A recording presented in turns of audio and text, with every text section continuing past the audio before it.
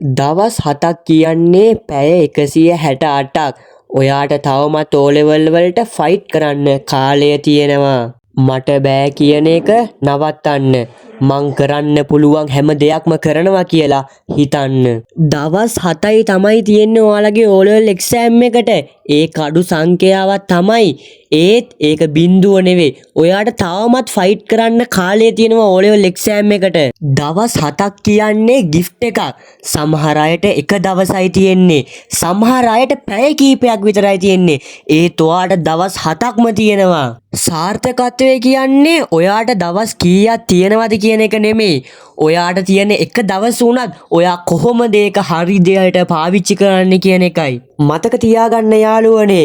ඔයාලට දවසක් එනවා. ඔයාලගේ O level result එක බලන්න. ඔයාට ඒ 6යි, ඒ 7යි, ඒ 8යි, ඒ 9යි. ඔයාලගේ parents ලා සතුටින් අඬනවා. ඔයා champion කෙනෙක්. ඒ දවස වෙනුවෙන් මේ දැන් ඉඳන් වැඩ කරන්න පටන් ගන්න. ඔව් ඔයාට දවස් 7යි තමයි තියෙන්නේ. ඔයා ඒ වුණාට බය නෑ. ඔයා නතර වෙන්නෙත් නෑ. ඔයා ෆයිට් කරනවා. ඔයා ස්ටඩි කරනවා. ඔයා O level එක ජය ගන්නවා. මතක තියාගන්න ඔයා වෝරිය කෙනෙක්. ඔයා චැම්පියන් කෙනෙක්. ඔයා ලෙජන්ඩ් කෙනෙක්. ඔයා O level exam එකට බය නෑ. ඔයා අන්තිම විනාඩි දක්වා O level වෙනුවෙන් සටන් කරනවා. ඔයා O level වලට සුපිරි රිසල්ට් එකක් දානවා.